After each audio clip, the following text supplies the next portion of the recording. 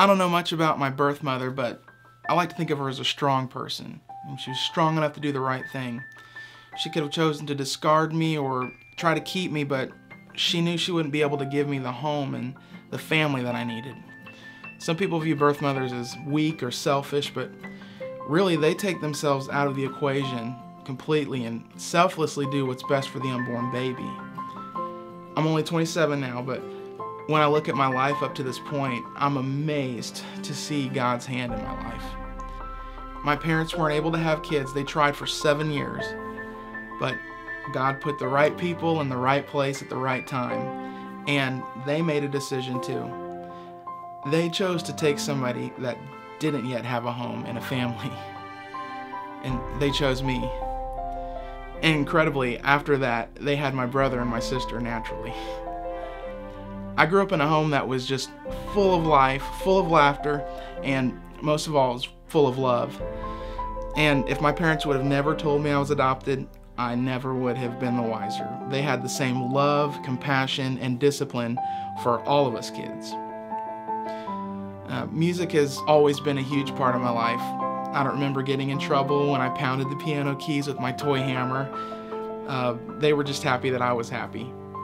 And later growing up, I would play the same thing over and over on the piano, and I'm sure it was annoying, but they always encouraged me to keep going, keep practicing.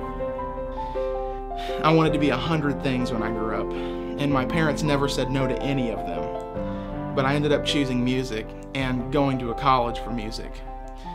And because of New Beginnings and God's hand on my life, I've been able to do many things.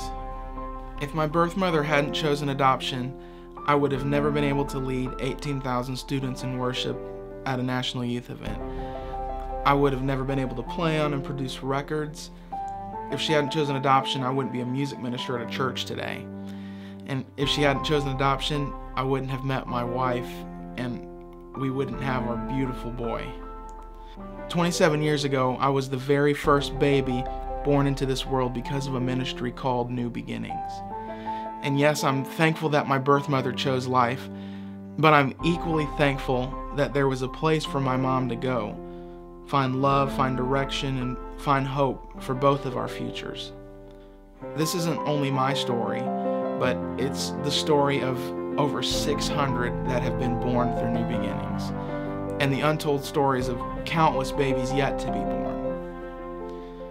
So thank you for investing in my beginning. Thank you for seeing what others couldn't see in me, even before I was born. Thank you, New Beginnings, for giving me my story.